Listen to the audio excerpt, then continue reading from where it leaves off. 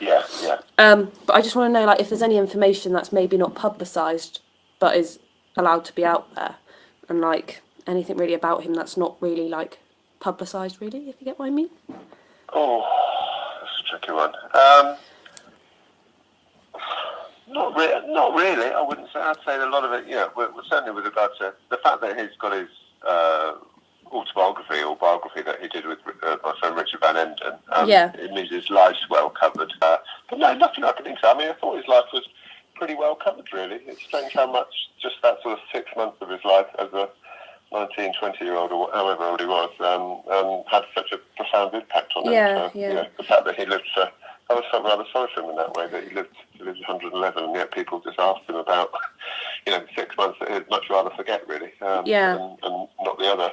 I don't blame him for not wanting to speak about it. Yeah. So what did he do as a young boy?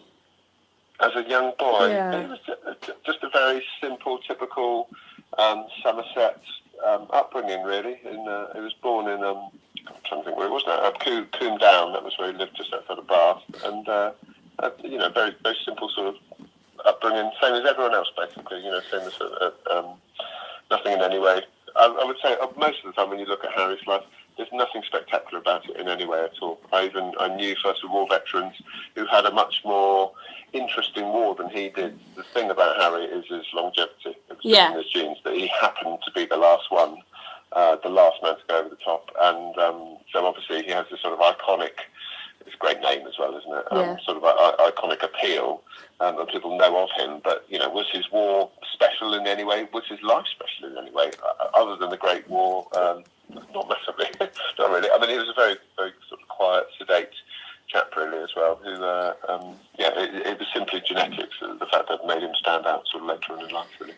What job did he go into when he was younger? Because I read it was plumbing, but then I read somewhere else it wasn't. Yes, it was. He was a plumber. Yeah, that's right. He was a plumber. I'm trying to think now. Gosh, you're really testing my memory. Yeah, he was a plumber, and that was pretty much that's how he made his living. Oh, that was it. Sanitary engineer, he used to call it. But I think that means plumber, quite frankly. I think that's probably a flashy way of saying plumber.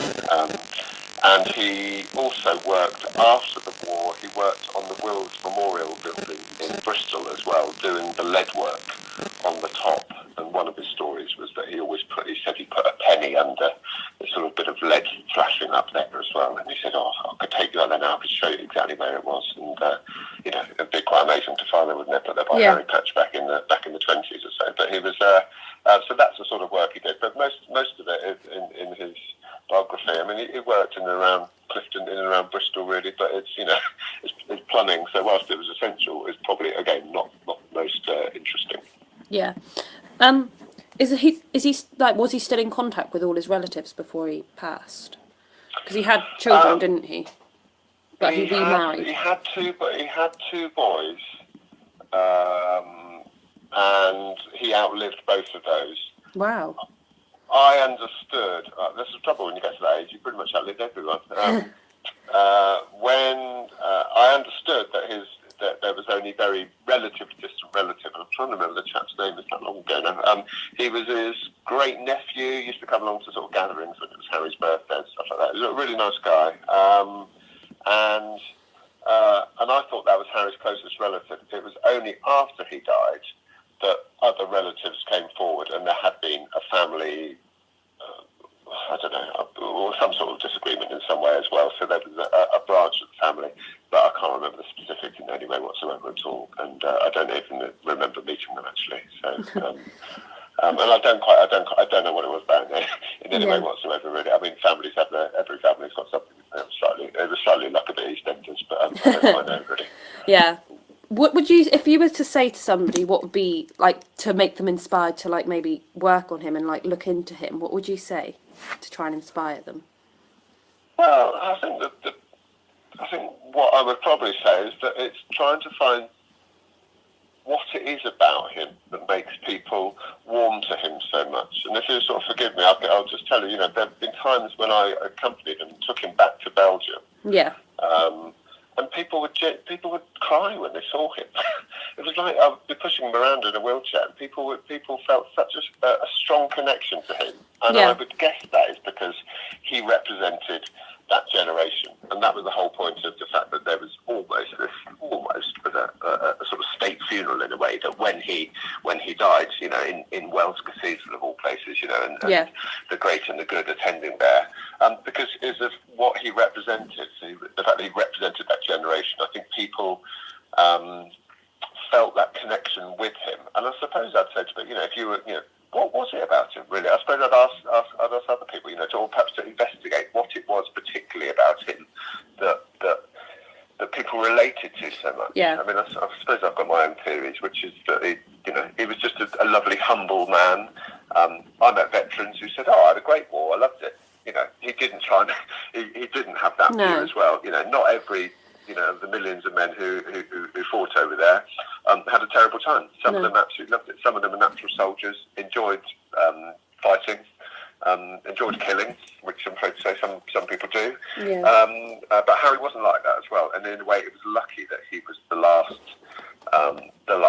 man from the, you know, from soldier from the trenches, because obviously his message of peace that he worked hard to promote and speak about the folly of war was genuine. It was, of course, it was absolutely heartfelt, and that chimes in with the sort of thing that people want to hear. I've always slightly wondered what it would have been like if the last survivor veteran were one who'd go, "Oh, I had a brilliant time. I killed loads of Germans," you know, and I wonder how the public would have taken that. So I think that especially with today. That he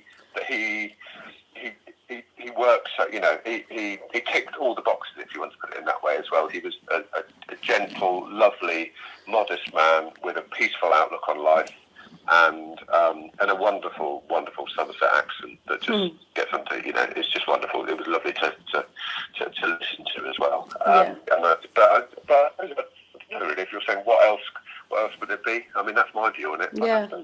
I think it would be, there was a bit of magic about him, actually, which is strange in a way, sort of, as me talking about his sort of relatively mundane life of being a plumber in and around the West Country. Yeah. Actually, but in later life there was this magic about him, and people were genuinely moved and almost overcome when they saw him. It's very strange, actually. Yeah. A piece of shrapnel go into his groin, didn't he, when he was in the war? Did that have any effect on him later on? Do you mean physical effect? Yeah. Not that I ever noticed, really. But, you must remember, I mean, he had that when he was, 19 years old. Yeah. And I knew him for the last 7 years of his life. So I met him when he was 104. So I don't think it had any long-lasting effect, other than, I think he said he had a bit of a scar there. I never noticed it myself, because he was obviously at that age, he was covered in all sorts of wrinkles and that sort of thing anyway. But I would say it didn't seem to massively affect him. And of course, he led a physical life working as a plumber, and again in the Second World War was in the sort of fire brigade, basically, also fighting the Bath Blitz as well. So when the Germans bombed Bath in, I should remember this, 1942, 1943, can't quite remember when it was. Harry was very much at the forefront of helping to put the fires out there as well, and that was a very dangerous time for him as well, actually. So I suppose two key incidents as well, First War and Second World War, really. Yeah. Okay. I can't really think of anything else. But is there anything that mainly stood out to you about him? How could I put it, really? It's funny because I have a lot of people ask me about him for obvious reasons. And he was lovely, but he didn't stand out for me, if you know what I mean, compared to perhaps other veterans. There were other veterans that I would say were more of a character. He was very, his humour could be very dry, quite slow in a lovely way as well. In a way, quite Somerset, actually, I'd say, he was sort of defined by where he was from. Yeah. But there were veterans I met who were 106 years old who'd play the spoons and have a couple of pints and get up and have a sing-song and stuff. Harry was never like that in any way. He was never the life and soul of the party. Yeah. But he was, I suppose, just had a charm about him as well, really. And I think the interesting bit is, as well, and I wonder how we would all cope, until he was, let's say, 102, 103, 104, he was